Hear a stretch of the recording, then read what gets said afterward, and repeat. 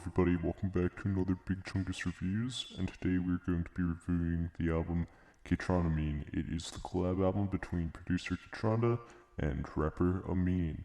So in terms of my familiarity with both artists, I was aware of Kaytranada's album art, but I never actually listened to his albums. But in terms of Aminé, I liked his 2020 album Mumble, especially the song Compensating. It has a great Young Thug feature, highly recommend. So, in terms of this album, I think it's good vibe music. Now, you're probably thinking, what do I mean by that? Vibe music. Well, vibe music is this music where you listen to it for the vibes, you listen to it for the feel, but you aren't necessarily concerned about the lyrics. Now, Aminé's lyrics are really good. There's a lot of double entendres, there's a lot of wordplay. I like it. However, Aminé's lyrics run into a lot of songwriting cliches you may be familiar with. Love, lust, money, being better than somebody else. You get the drift. But overall, I really like the vibe of the album, hence why I'm calling it vibe music.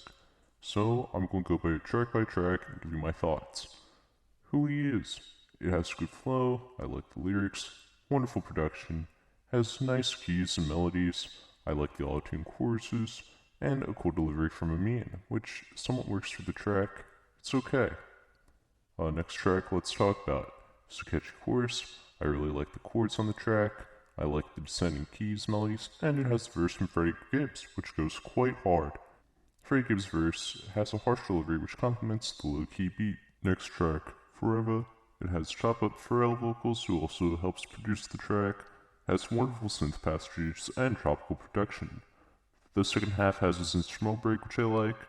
Verses kind of bore me though, however the content of the verses are interesting. However, the production carries the vast majority of the song.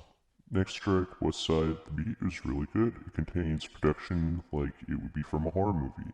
And the delivery from me is varied compared to the last few tracks, which is mostly monotone. Next track, Master P.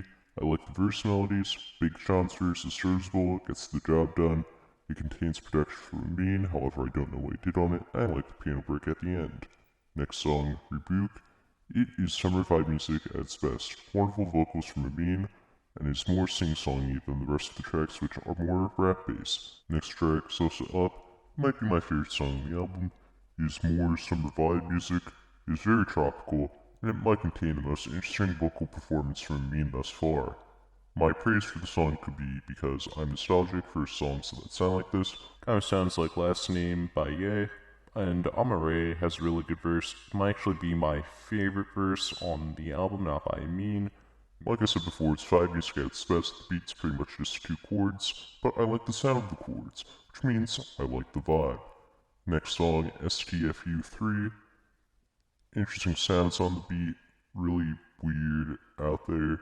It sounds familiar, but I can't quite place what the sample is. Might be my favorite song on the album. Again, best verse from Aminé as well.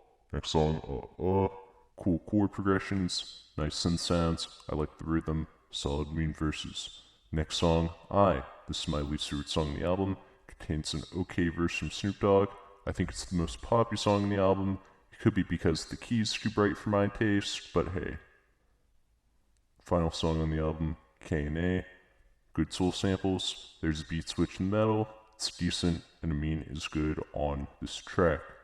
Overall, the album is a good summer album for late night drives. However, I would not go into it expecting anything more than vibe music. It is essentially a vibe. Thank you for listening to Big Chungus Reviews, and we will see you on the next one.